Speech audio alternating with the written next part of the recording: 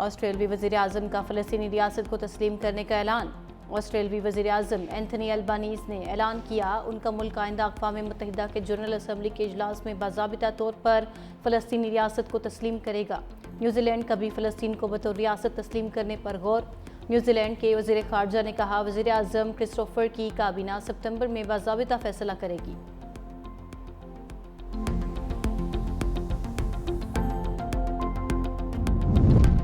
You اے ای اور روس میں نئے سفیر تعینات کرنے کا فیصلہ۔ وزیر اعظم شہباز شریف نے وزیر خارجہ اسحاق ڈار کی سفارش پر بھیجی گئی سمری پر پاکستان کے 2 نئے سفیروں کی تعیناتی کی منظوری دے دی۔ ذرائع کے مطابق شفقت علی خان متحدہ عرب امارات یو اے ای میں پاکستان کے سفیر، فیصل نیاز ترمزی کو روس میں نیا سفیر تعینات کیا جائے گا۔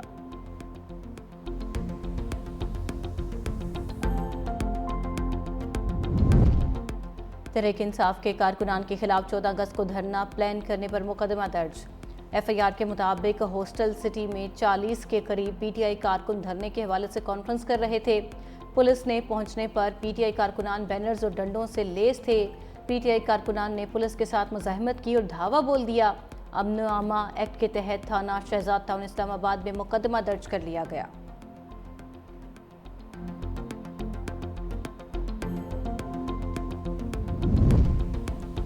صدر مملکت آصف علی زرداری اور وزیر اعظم شہباز شریف کا اقلیتوں کے قومی دن پر پیغام۔ صدر آصف علی زرداری نے کہا آئین پاکستان تمام شہریوں کو بلا تفریق مساوی حقوق کی ضمانت دیتا ہے، ترقی اور فلاح کے لیے کام جاری رکھنے کا عزم۔ وزیر اعظم نے کہا اقلیتوں کے حقوق کا تحفظ نہ صرف آئینی ذمہ داری بلکہ یہ ہمارا مذہبی فریضہ ہے۔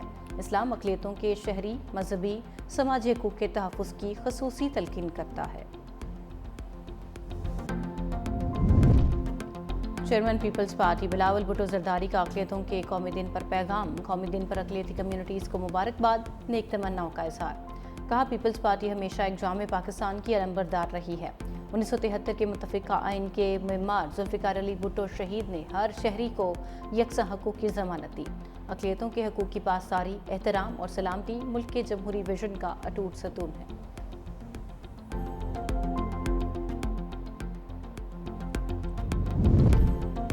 ہماری آزادی اقلیتوں کے بغیر ادھوری ہے۔ وزیر اعلیٰ سندھ سید مراد علی شاہ کا سندھ اسمبلی میں اظہار خیال۔ کہا اقلیتوں کی عبادت گاہوں کے تحفظ کے لیے اقدامات کیے ہیں۔ جبری مذہب کی تبدیلی کے خلاف قانون منظور کیا گیا۔ جبری مذہب کی تبدیلی کے خلاف ایکشن لیا جائے گا۔ قائد اعظم نے کہا تھا آپ مساجد اور مندروں میں جانے کے لیے آزاد ہیں۔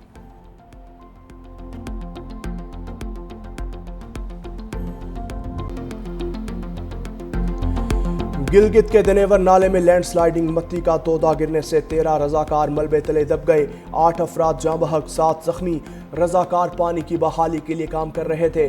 جاں بحق افراد میں پیار علی، نائک عالم، آدم علی، اظہر دین، آفاق اظہر، دلدار حسین شامل۔ زخمیوں کو اسپتال منتقل کیا گیا، حالت تشویشناک۔ انتظامیہ کے مطابق شیشپر گلیشیئر پگھلنے سے نالے کے بہاؤ میں اضافے کے بعد سیلاب آیا۔ پانی کا بڑا ریلا شاہراہ کراکرم کا ایک حصہ بہا لے گیا۔ سیلاب سے لوگوں کی زرعی زمینیں بھی متاثر، درخت بہہ گئے۔ پاک چین زمینی رابطہ عارضی طور پر منقطع، خلطی کے مقام پر سڑک بند ہونے سے گلگت اور چترال کا زمینی رابطہ منقطع۔ انتظامیہ کی سیاحوں کو محتاط رہنے کی ہدایت۔ فیلڈ مارشل عاصم منیر کی انتہا پسند مودی سرکار کو وارننگ۔ پاکستانی کمیونٹی سے خطاب میں کہا بھارت اب بھی خطے میں عدم استحکام پیدا کرنے پر بضد ہے، کسی بھی بھارتی جارحیت کا منہ توڑ جواب دیا جائے گا۔ صدر ٹرمپ کی لیڈرشپ کی بدولت پاک بھارت جنگ رکی، بھارت کی دوغلی پالیسیز کے خلاف کامیاب سفارتی جنگ لڑی۔ بھارت کی دہشت گرد سرگرمیاں عالمی سطح پر باعث تشویش ہیں۔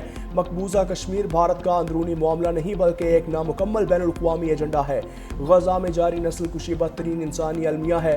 افغانستان سے کئی دہشت گرد تنظیمیں پاکستان کے خلاف متحرک ہیں۔ اس وقت دہشت گردی کے خلاف پاکستان آخری فصیل ہے۔ سوشل میڈیا ایک طاقتور ذریعہ بن چکا ہے، ملک دشمن عناصر اسے افراتفری کے لیے استعمال کرتے ہیں۔ فیلڈ مارشل کا خطاب کے دوران قرآنی آیات کا بھی حوالہ۔ مزید بولے بیرون ملک پاکستانی برین نہیں بلکہ برین گین ہیں۔ امریکہ میزبان، فیلڈ مارشل عاصم منیر بنے پھر مہمان۔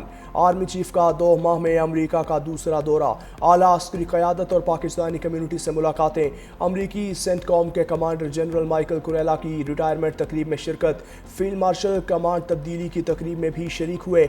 एडमिरल ब्रैड कूपर ने कमांडर सेंटकॉम की कमान संभाली। ISPR के मुताबिक फील्ड मार्शल आसिम मुनीर ने जनरल माइकल कुरेला को शानदार खिदमात को सराहा। नए कमांडर सेंटकॉम एडमिरल कूपर के लिए नेक तमन्नाओं का इजहार। फील्ड मार्शल की chairman joint chiefs of staff general Dan can say मुलाकात, दौरा पाकिस्तान की दावत भी दी। बाहमी पेशा वाराना दिलचस्पी के उमूर पर तबादला ख्याल। फील्ड मार्शल ने दोस्त ममालिक के डिफेंस चीफ से भी मुलाकातें की।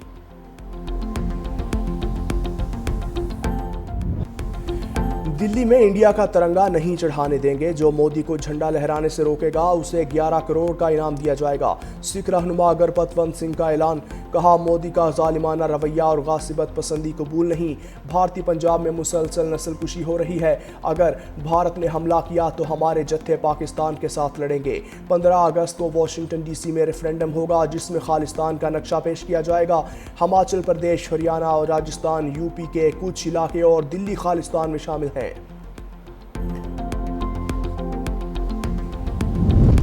इसराइल के गजा पर वहशियाना हमलों में तेजी, बमबारी के अल जजीरा के मारूफ सहाफ़ी अंसल शरीफ को 4 साथियों समेत शहीद कर दिया। इसराइल ने अल शिफा अस्पताल के बाहर सहाफ़ियों के खैमे को निशाना बनाया। शोहदा में रिपोर्टर मोहम्मद करीकिया, कैमरामैन इब्राहिम ज़ाहिर और मोहम्मद नौफल शामिल। अल जजीरा का कहना है कि इसराइल सहाफ़ियों को खामोश करना चाहता है। गजा में अब तक 200 से ज़ायद सहाफ़ी शहीद हो चुके। दूसरी जानिब गजा के मुख्तलिफ इलाकों पर बमबारी से मज़ीद 40 फ़लस्तीनी शहीद हो गए।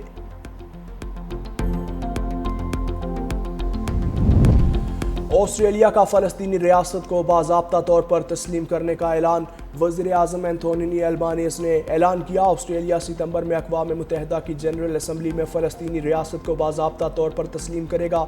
ये कदम 2 रियासती हल की राह में एक अहम पेशरफ्त है। ऑस्ट्रेलवी वज़ीर आज़म ने ऐलान काबीना इजलास के बाद किया।